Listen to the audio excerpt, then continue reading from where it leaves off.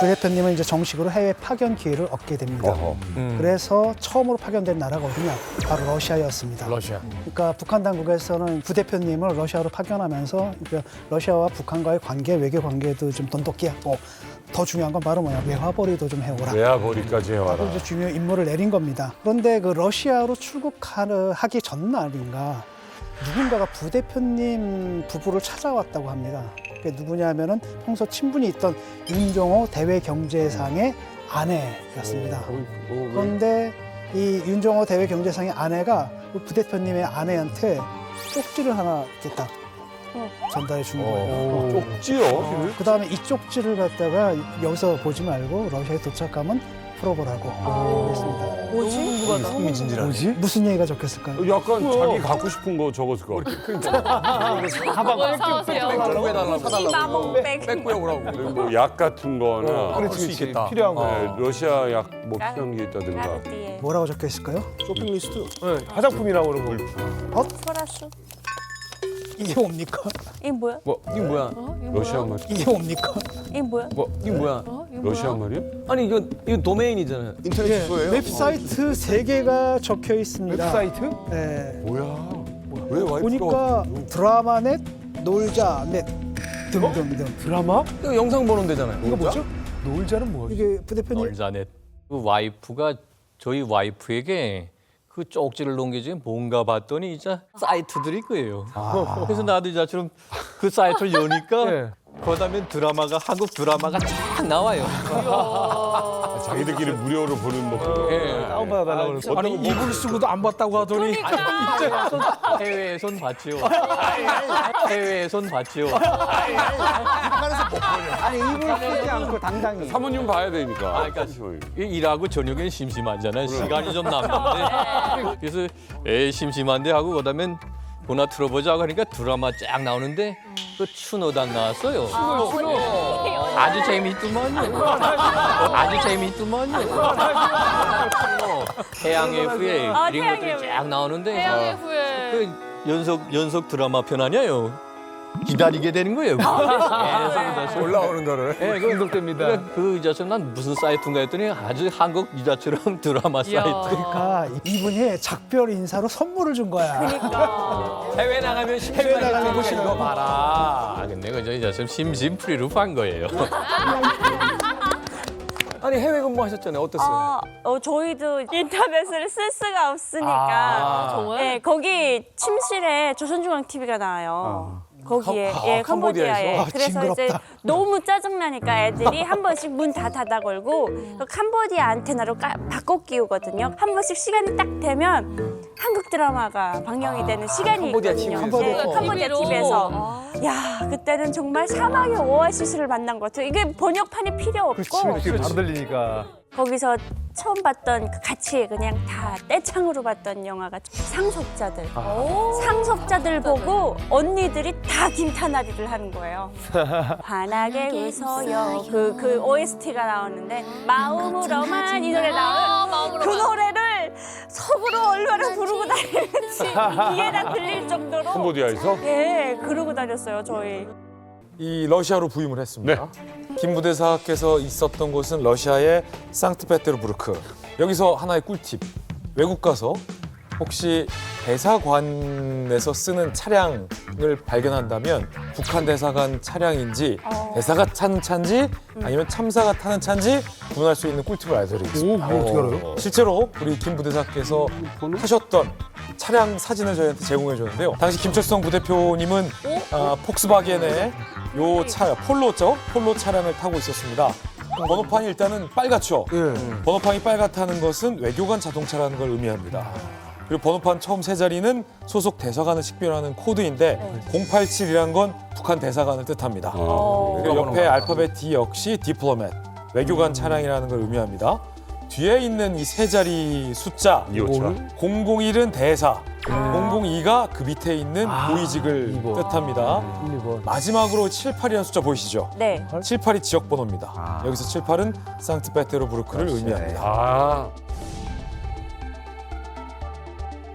김철성 부대표님은 상트페테르부르크에서 경제무역 참사부의 부대표로 부임한 후 한 일은 본격적인 외화벌이. 외화벌이. 그다음에 뭐 러시아에 나가 있는 무수히 많은 이 북한 외화벌이 기업들 관리하고 거기랑 같이 사업하고 또 해외에 파견돼 있는 러시아에 나간 노동자들 그 관리하는 일도 사실은 이렇게 김 부대표께서 맡으셨고요. 심지어 북한에 있는 뭐 경제 일꾼이나 기업이 러시아에 좀 진출해서 돈을 좀 만져보고 싶다. 그러면 김 부대표님의 허가 없이는 절대 불가였습니다. 엄청난 권력을 갖고 계죠. 한 번은 지금 만세창 작사가 김종일이한테 이자처럼 승인을 받고 러시아에 해외 지사를 내어갔다고 방침을 받았어요. 만수대 창작사? 예, 동상 만드는 데 아니에요? 그림. 예, 맞아요. 그림이요. 솔직히 러시아는 이제처럼 유화가 세요. 유럽 나라들 그 유화가 기본이지 조선화는 뭐 할 수가 없어요. 아, 그림이요? 예. 그렇죠, 그렇죠. 안 팔리죠. 그래서 그다음에 보이부 안전대표가 모스크바 안전대표가 야 이거 어떻게 해야 되니? 그래서 보이부하고 합의하고 부결했어요. 그래서 만수대 창작사 지사가 나오려는 걸 부결돼서 못 나왔어요. 그렇죠. 아니, 왜냐면 여기 상트페테르부르크가 여기에 있는 그림, 소장한 그림만 해도 북한 그림 여기다 팔겠다니. 아니, 우리한테 베트남에서 와가지고 김치 팔겠다는 거죠. 그러니까 그다음에 만수대 창작사 지사가 나와서 그림을 팔 수 없는 거예요. 근데 그 이야기도 그 이야기지만 그럼. 그런 지사가 나오겠다고 하는 걸 부결시킬 수 있는 권한을 가지고 있다는 예, 거죠. 그 이제처럼 해면 지사 나오자면 보이부, 외무성, 우리 이 기관들이 승인을 받아야 돼요. 아무리 지시가 떨어졌다고 해서 그다음에 보이부당 마지막에 다시 최종 확인을 해요. 제가 여기서 조금 부연 설명을 좀 해드리겠습니다. 외교 못 끼어듭니다. 이제 해당 주재국의 해당 지역에 대표부를 파견할 때에는 혹은 회사라든가 이 지부를 파견할 때에는 항상 외교부 안에 있는 경제협력국의 승인을 받아야 됩니다. 네네. 그러니까 여기서 기구를 하나 만들겠다 하게 되면 그때는 이제 외무성이 다 이거를 승인을 해줘야지만 나갈 수 있습니다. 여기서 하는 게 근데 아니네요. 아니 이거는 외무성이 이렇게 했지만 최종적으로는 보이부가 합니다. 인원인 때문에 이건 모르는 소리입니다. 외무성. 이건 모르는 소리입니다. 외무성. 이건 맞습니다. 정보 지시 나가는 건 맞네.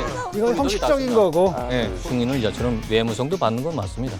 그러나 최종적인 보이부 승인이 제일 최종입니다. 이게 뭐냐면 아까 그 말씀하신 보이부를 거친다는 거는 대표단을 비롯해서 해외에 나가는 모든 대표단 사람이 움직이는 거는 다 보이부의 승인을 받아야 됩니다. 이건 그치. 원칙이거든요. 맞죠.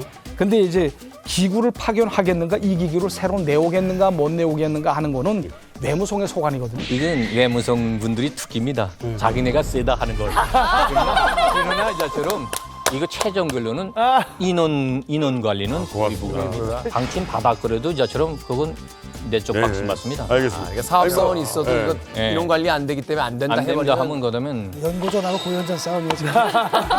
그걸로 끝난 거예요, 형. 연구전이에요. 이만갑 출연 이후 저 최대 위기를 막. 너무 웃겨서 눈물 났어.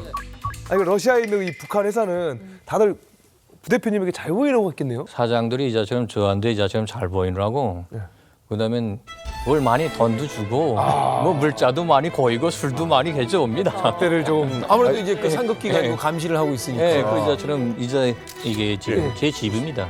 집으로 오신 거예요? 예, 집에 오라 해가지고 저 직장장인데 이건설 사업소 직장장입니다.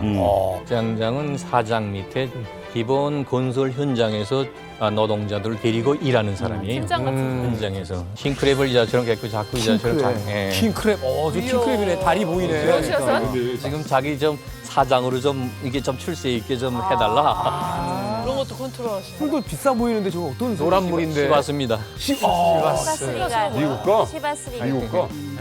일반 술이죠. 뭐. 시바스리갈 말씀하시는 거죠? 예, 100불 정도 하는 겁니다. 그냥. 아, 이거 봐. 사이즈가 달라. 100불 그 100불 정도? 100불 정도? 그 남으면 싱크대나 딱지 그거 뭐. 아니 그런데 이 유 대사님 같은 경우는 이제 쿠웨이트에서 이제 몰래 술을 들여오셨잖아요. 쿠웨이트에서 몰래 술을 들여오시고 또 그리고 또 이일규 찬사님 같은 경우는 또 쿠바산 그 시가를 또 밀수하시고 부대표님도 그러면 이 국가에 돈을 바치기 위해서 뭔가 다른 일을 좀 하셨나요, 장사 같은 걸? 예, 저는 그걸 하더라고. 러시아에 나가 있으면 그 기획까지도 해야 되니까 맥주 장사를 좀 했습니다. 맥주 장사. 상크트에 발치카 맥주라는 게 있습니다. 처음 들어봅니다. 발치카. 예, 러시아에 노동자들이 너무 많다나니까 러시아 나와서 그다음에 그 맥주를 맛들이는 사람들이니까 다시 소환되고 러시아 맥주에 대한 아주 애착이 강합니다. 그래요. 예, 입에 또 일단 그렇습니다. 익숙해져 예. 버렸고. 앙코르 그러니까 아 이거 돈도 벌어야 돼 갖고 해서 맥주를 그저 이제처럼 북한으로 보내기 시작했어요 제가. 아니 그러니까 북한 물건을 외국에다 판 게 아니라 러시아 맥주를 북한으로 예. 수입을 하신 거네요. 원래 외교관은 그런 장사를 못합니다. 그렇죠. 외교하는 못해. 중국 사람을 낍니다. 중국 사람이나 유럽 사람을 낍니다. 그 사람들하고 계약을 맺게 합니다. 그다음에 컨테너를 대련까지 보냅니다. 대련까지 가는 데는 중국 사람이고 그다음에 대련에서 다시 이쪽에서 가는 거는 북한 사람이 돼야 됩니다. 이 발티카 맥주가 북한에서 굉장히 유명한 맥주로 되어 있습니다. 그 외국 맥주 중에는 대동강 맥주도 이 발티카 맥주를 본따서 만든 거라고 지금 하거든요. 근데 왜냐하면 2001년 8월에 김종일이가 이제 러시아를 방문합니다. 방문해가지고 거기에 발티카 맥주 공장을 참관하거든요. 그러면서 이제 발티카 맥주를 맛보고 야 이거 맥주 맛 정말 좋다고 우리도 이와 비슷한 맥주를 만들어야 되겠다. 이렇게 돼서 탄생한 맥주가 바로 대동강 맥주입니다. 그래서 다음에 2002년 6월에 대동강 맥주가 나왔거든요. 공장 자체가 그때 건설이 됐습니다. 그래서 북한 사람들한테는 발티카 맥주 하게 되면 아 대동강 맥주를 탄생시킨 원조다. 뭐 이렇게 되어 있습니다. 맥주 장사 하셨습니다. 돈은 좀 버셨습니까? 돈은 좀 버셨어요? 예, 좀 벌었습니다. 이게 쉽지 않은 일이거든요. 이제 경제 그 외교관들은 바치는 돈이 그저 한 4만 달러에서 10만 달러입니다. 1억이요? 1년에요? 5천만 원에서 1억. 1년에 이제처럼 한 사람한테 가지가 떨어지는 게 4만부터 10만 달러이기 때문에 그걸 하자면 엄청 노력하지 않고서는 힘입니다.